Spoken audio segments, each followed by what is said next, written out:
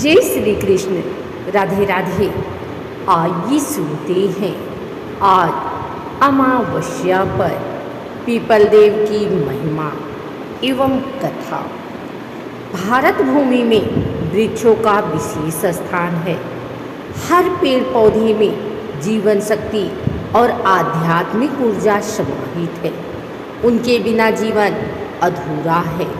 इसी श्रेणी में सबसे अधिक पूजनीय और अद्भुत वृक्ष है पीपल का वृक्ष, जिसे लोग पीपल देव के रूप में पूजते हैं।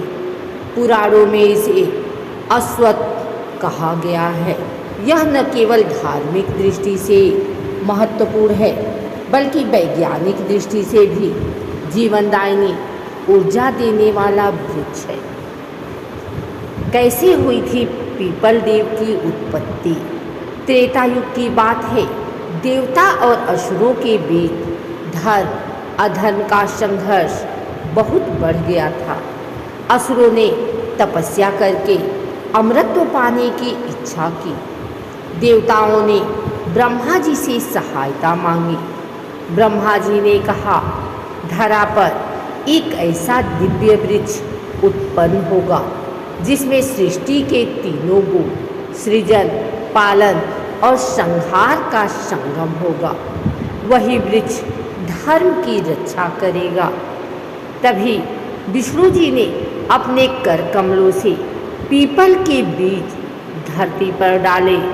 उस बीज से प्रकट हुआ पीपल देव, जो केवल एक वृक्ष नहीं बल्कि देवताओं का निवास स्थल और भक्तों के लिए मोक्ष का मार्ग बन गया।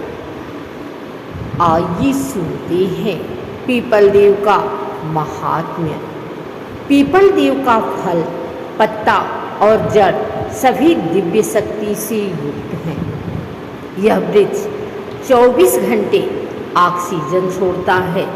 इसके नीचे साधना करने से मानसिक शांति और सकारात्मक ऊर्जा मिलती है। इसकी परिक्रमा करने से पितरों की आत्मा तृप्त होती है। जो भक्त श्रद्धा से पूजा करता है उसे विष्णु लोक की प्राप्ति होती है।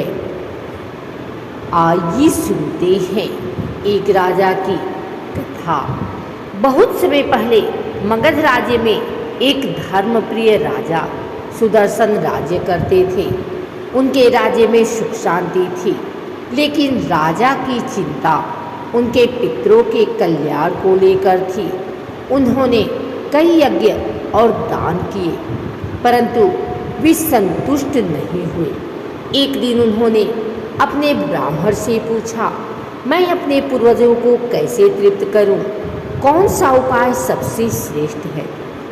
ब्राह्मण ने उत्तर दिया, राजन, केवल वही उपाय श्रेष्ठ है जिसमें श्रद्धा, भक्ति और पीपल देव की पूजा सम्मिलित हो। इस वृक्ष के नीचे प्रतिदिन दीपक जलाएं, परिक्रमा करें और पितरों के नाम का दान करें, तब आपके पूर्वज तृप्त होंगे।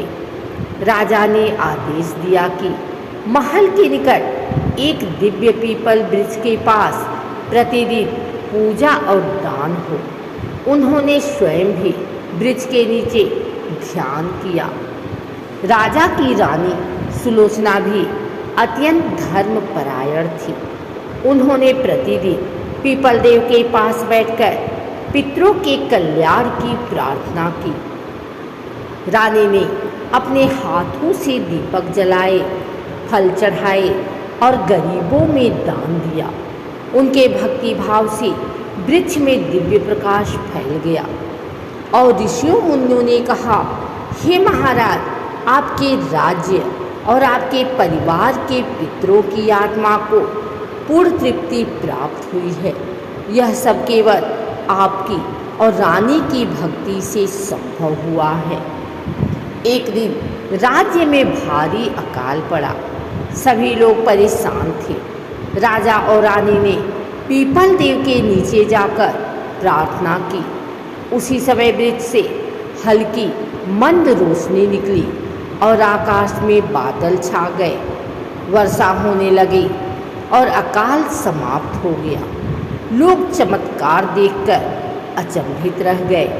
इसके बाद राजा ने प्रतिवर्ष पीपल देव की पूजा और परिक्रमा करने का नियम बनाया। धीरे धीरे यह परंपरा पूरे राज्य में फैल गई।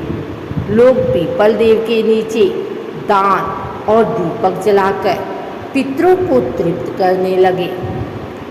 पीपल देव की पूजा सोमवार या पूर्णिमा को अधिक फलदायी मानी जाती है। वृक्ष के चारों ओर परिक्रमा लगाने से पितरों को शांति मिलती है। किसी भी काम की शुरुआत से पहले पीपल देव के पास दीपक जलाना शुभ होता है। संतानहीन दंपत्ति पीपल देव की पूजा करके संतान सुख प्राप्त कर सकते हैं।